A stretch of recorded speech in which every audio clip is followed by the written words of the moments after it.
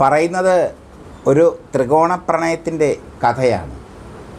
നായിക ശ്രീപ്രിയ, നായകന്മാർ രാജ്കുമാർ സേതുപതിയും കാർത്തികും. രാജ്കുമാർ 80കളിൽ മലയാളത്തിൽ തരംഗമായ നടനാണ്. തമിഴിലും അദ്ദേഹം ഒരുപാട് ചിത്രങ്ങളിൽ അഭിനയിച്ചിട്ടുണ്ട്. പ്രശസ്ത തമിഴ്നടി ലതയുടെ സഹോദരനാണ്. താളം തെറ്റിയ താരാട്ട് അടക്കമുള്ള രാജ്കുമാറിൻ്റെ ചിത്രങ്ങൾ മലയാളത്തിൽ തരംഗമായി. പൂച്ചസന്യാസി, വരന്മാരെ ആവശ്യമുണ്ട്, തൃഷ്ണ തുടങ്ങിയ ചിത്രങ്ങളിലൂടെ രാജ്കുമാർ മലയാള യുവത്വത്തിൻ്റെ പ്രതീകമായി മാറി.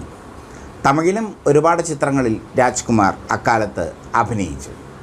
അക്കാലത്ത് തമിഴ്നാട്ടിൽ ഉദിച്ചുയർന്ന താരമാണ് കാർത്തിക്. ഭാരതരാജ അലൈകൾ ഓയ്വതില്ലേ എന്ന ചിത്രത്തിലൂടെ മുതിർന്ന നടൻ മുത്തുരാമൻ്റെ മകൻ കാർത്തികിനെ കൊണ്ടുവന്നു. പിന്നീട് അങ്ങോട്ട് കാർത്തികിൻ്റെ യുഗം തമിഴ്നാട്ടിൽ ആരംഭിച്ചു.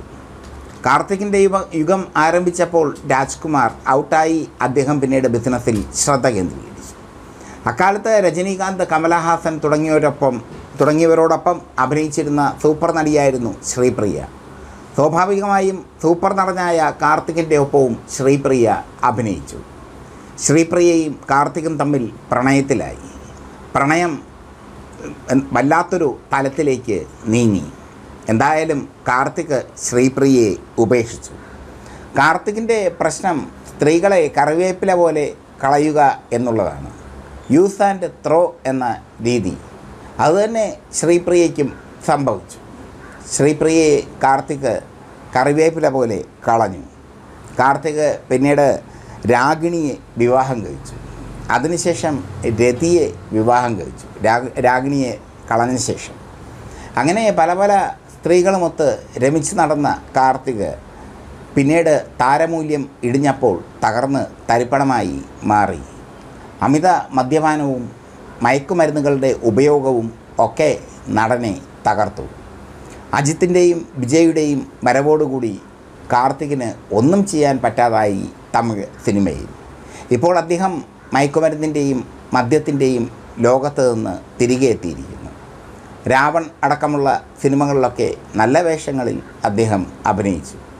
പല ചിത്രങ്ങളിലും അദ്ദേഹം അഭിനയിക്കുന്നുണ്ട്. ഇപ്പോൾ ശക്തമായൊരു തിരിച്ചുവരവ് നടത്തുകയാണ് കാർത്തിക്. കാർത്തികിനോട് മധുരമായി പ്രതികാരം ചെയ്തത് ശ്രീപ്രിയ. ശ്രീപ്രിയ രാജ്കുമാറുമായി പ്രണയത്തിലാവുകയും രാജ്കുമാർ സേതുപതിയെ വിവാഹം കഴിക്കുകയും ചെയ്തു. ഇപ്പോൾ തമിഴ്നാട്ടിലെ സെലിബ്രിറ്റി ദമ്പതികളാണ് രാജ്കുമാറും ശ്രീപ്രിയയും. തമിഴ്നാട്ടിലെ രാഷ്ട്രീയത്തിലും അവർ ഇടപെടുന്നുണ്ട്. കമൽഹാസൻ്റെ മക്കൾ നീതി മയ്യത്തിൻ്റെ സജീവ പ്രവർത്തകയായിരുന്നു ശ്രീപ്രിയ. അവരുടെ നേതാക്കളിൽ ഒരാളായിരുന്നു. അങ്ങനെ ശ്രീപ്രിയ തമിഴ്നാട് രാഷ്ട്രീയത്തിലും തമിഴ്നാട് സംസ്കാരത്തിലും ഉയർന്ന് നിൽക്കുന്നു.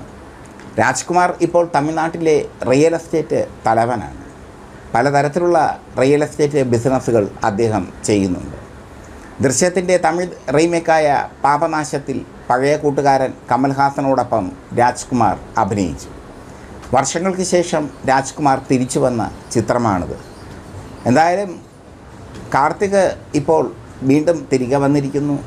കാർത്തിക് കറിവേപ്പില പോലെ യൂസ് ചെയ്ത ശേഷം കറിവേപ്പില പോലെ തള്ളിക്കളഞ്ഞ ശ്രീപ്രിയ ഒരുപാട് ഉയരങ്ങളിലേക്ക് പോയിരിക്കുന്നു. കാർത്തികിൻ്റെ ജീവിതം പത്രപ്രവർത്തകർ പല വിധത്തിൽ വാർത്തകളാക്കി മാറ്റി. സ്ത്രീകളെ ഉപയോഗിച്ച ശേഷം കളയുന്ന വികൃതമായ ഒരു സ്വഭാവം കാർത്തികിനുണ്ടെന്ന് പല പത്രപ്രവർത്തകരും എഴുതി. അതാണ് കാർത്തിക് ഔട്ടാകാൻ കാരണമെന്നും പത്രപ്രവർത്തകർ എഴുതി. കാർത്തിക് ഔട്ടാകാൻ കാരണം അതൊന്നുമല്ല, വിജയ്, അജിത്ത് എന്നിവരുടെ കടന്നുവരവാണ്. അതാണ് സത്യം. അതോടുകൂടി കാർത്തികിൻ്റെ നവരസനായകൻ എന്ന പദവിയൊക്കെ പോയി. വിജയ് നവരസനായകൻ എന്ന പദവി സ്വന്തമാക്കുകയും ചെയ്തു. ത്രികോണ പ്രണയത്തിൻ്റെ കഥയും ഒരു നടൻ്റെ തകർച്ചയുടെ കഥയുമാണ് പറഞ്ഞത്. കാർത്തിക് ഇനിയും തിരിച്ചു വരട്ടെ തമിഴ് സിനിമയിൽ. അതാണ് പൊളിറ്റിക്സ് കേരളയുടെ ആഗ്രഹം. രാജ്കുമാറിനും തിരിച്ചു വരാം, ശ്രീപ്രിയയ്ക്കും തിരിച്ചു വരാം. അവർക്കൊക്കെ സ്പേസ് ഉണ്ട് ഇപ്പോൾ സിനിമയിൽ.